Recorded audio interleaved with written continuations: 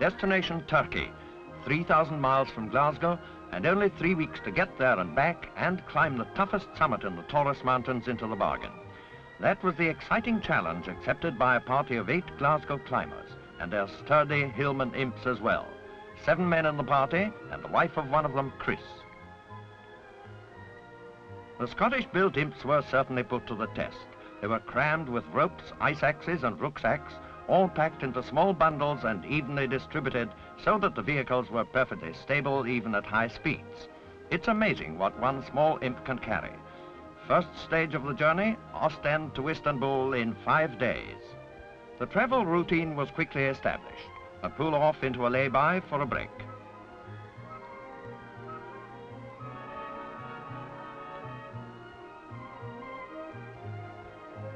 Later on, in the wilder country ahead, there'll be the problem of taking evasive action against a cloud of mosquitoes that always seem to want to share the evening meal. Apart from the high-altitude rations, all food was locally bought. After a 12-hour drive over hundreds of miles of dusty roads, a plate of Yugoslav bully beef can look as tasty as haggis. Eddie sticks to bread and butter.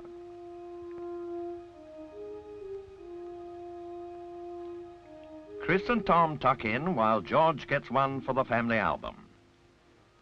Good Scottish appetites, good Scots names, Alistair and Ian. After Istanbul, the cars have left Europe and drive deep into eastern Turkey. The road takes them up across the dry, bleak plateau country into a more primitive world. And cars are the exception when it comes to transport.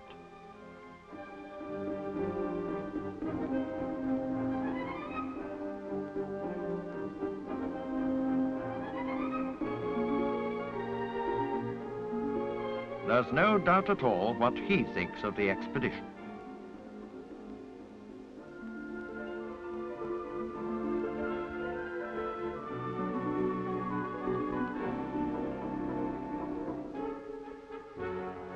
In these parts you meet vast flocks which seem to prefer middle-of-the-road grazing. The cattle are not exactly up to Aberdeen Angus standard, for water is at a premium in this lonely countryside. The roads begin to deteriorate too. The good surfaces that have helped the party so far now disappear. The local authorities in these parts think nothing of leaving deep irrigation ditches across the highway. But the imps, with a bit of care from their drivers, take these hazards as they come.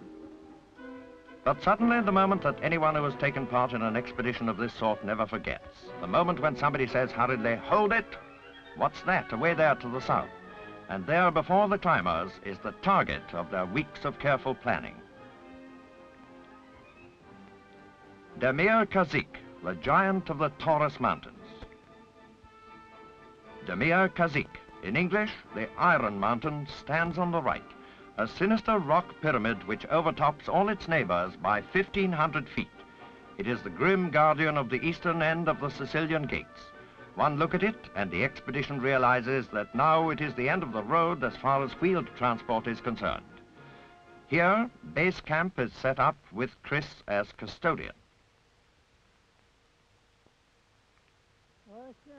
This is a world where the donkey comes into his own. Though he's loaded down with ropes, rations, and what have you, he stays unperturbed, like his master, Mehmet.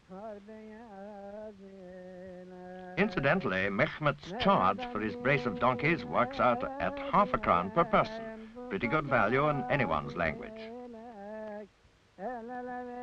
Among the locals, there was great competition to provide the donkeys for the expedition, but it's soon very clear that a wise choice has been made.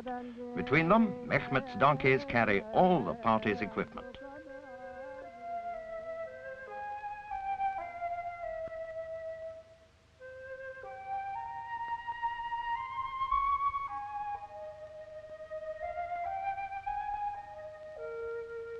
That little load consists of 6 rucksacks, each weighing about 50 pounds. And there's precious little room for 2 feet on that path, let alone 4. The air is now immensely dry, air with a heady tang to it. You could feel that you're in the high Alps rather than in Asiatic Turkey.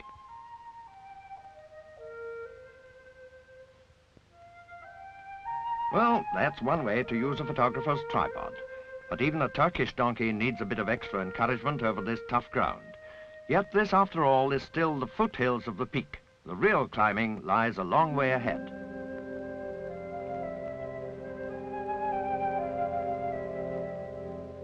Wild horses add a moving beauty to this barren land.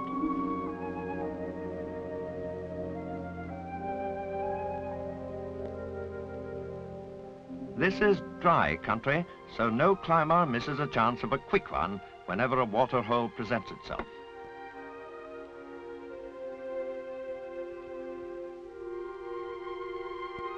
The donkeys too take a bit on board, but surprisingly enough, they're not too keen on a lump of sugar.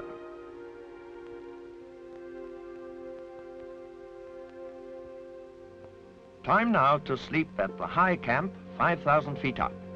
No need for tents in this cool, dry air, and no need to count any sheep after a day like that.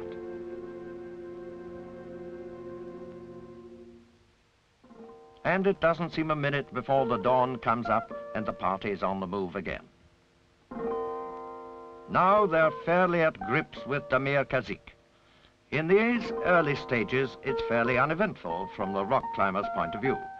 Geologically, the mountain is built out of dolomitic limestone, a firm, compacted limestone that promises good foothold when they reach the really steep rock faces higher up.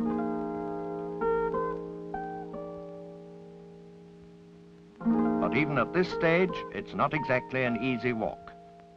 You want to be as sure-footed as these local inhabitants. There's loose stuff about. Mountains, however, are complicated structures.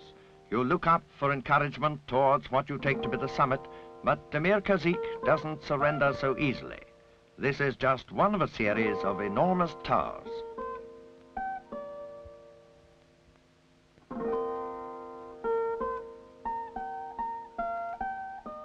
That's Kenny on the bottle. He's the most experienced climber of the party. Later on, he'll be in the lead on some of the tougher rock. But at this point, every one of the party could do with a drink. These limestone mountains under a fierce sun can be extremely dry. By this time, the party is distinctly dehydrated.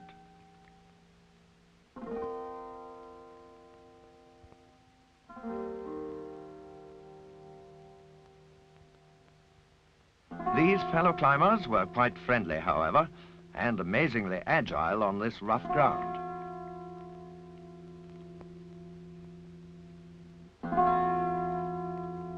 Kenny stops for a breather.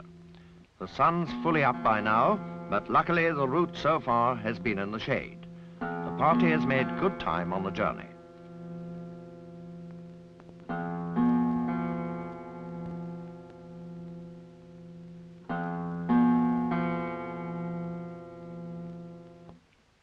And they've had a chance to assess the climbing ahead.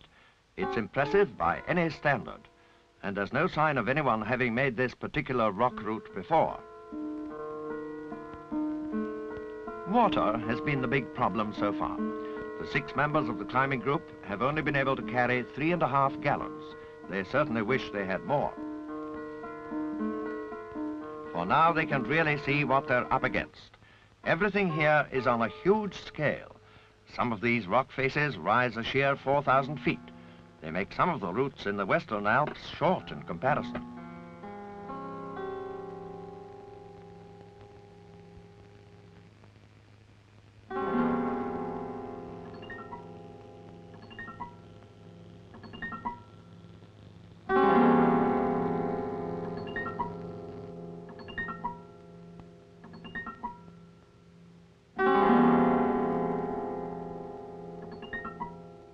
Time now for serious work.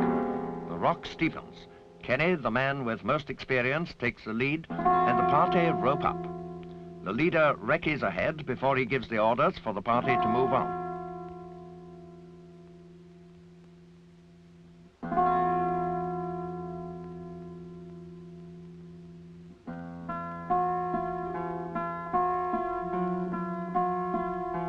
It's essential to travel light on this sort of rock wall. All the party carry is a couple of ropes, some slings and carabiners, and of course water bottles and concentrated foods.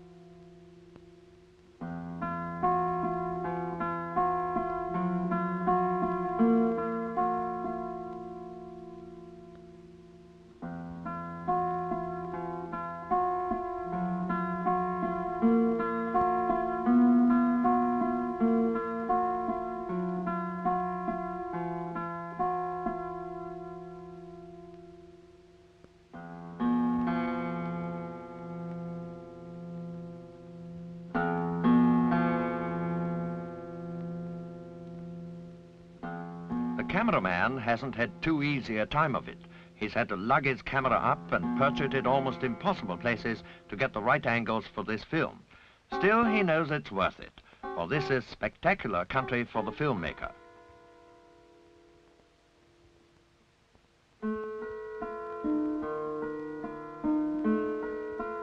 The climbers must envy the ease with which the ravens float about the crags. They're the only sign of life up here. Kenny goes into the lead again. He drives a piton into the rock face to form a runner.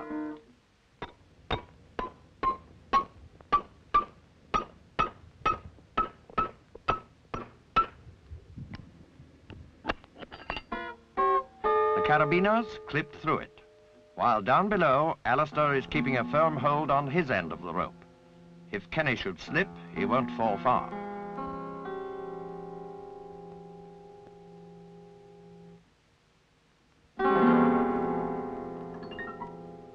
These Taurus mountains are a big surprise for rock climbers.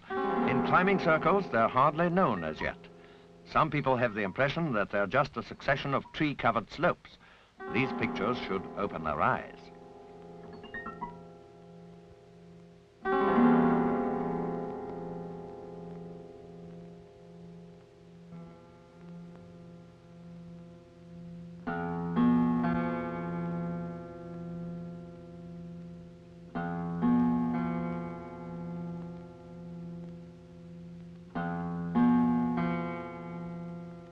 The rock steepens again.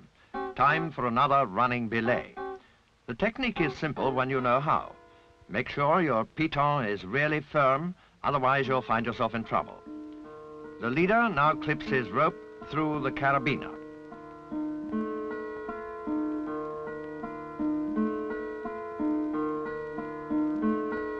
And there's the running belay in action as Kenny makes the last moves up over the rock to the climax of the expedition, the lonely summit of Damir Kazik. It's 10:30 in the morning, 7 hours from the high camp. Up on the summit cairn, there's a book encased in a tough steel box, struck from time to time by the lightning that plays about this bare mountain top. It contains the record of the earlier climbers who have reached this summit. German and Austrian climbers made it by the east and west ridges. The Glasgow party have a right to add their names to the list. They are the first to conquer Damir Kazik from the west-southwest. For the climb back, they take a new route, along the ridge to the east of the peak, and so to a small depression in the mountain chain. And so at last, back to the base camp and the faithful imps.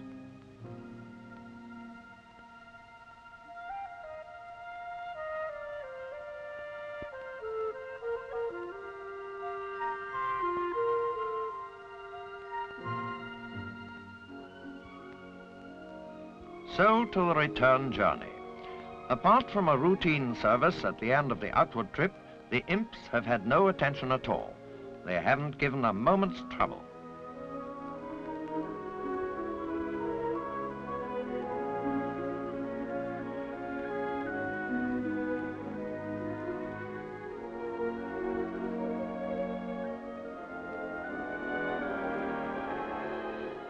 After a climb like Damir Kazik, the party feels that it ought to dawdle and relax a little on the way back.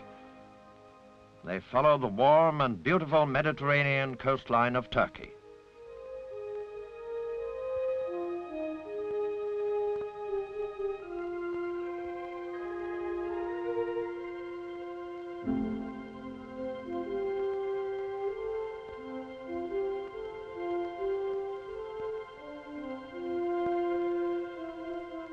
From Istanbul, again following the coast across the frontier into Greece, and to the welcoming shores of the Aegean Sea.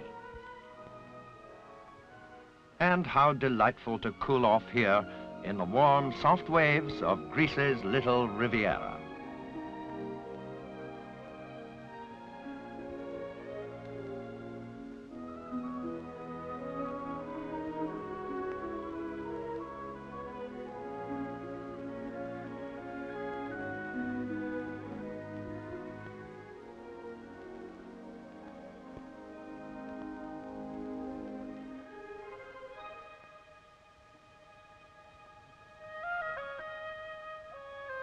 And now, when they are once more back on the good, fast roads of Europe, the party can look back at the journey from the driver's point of view.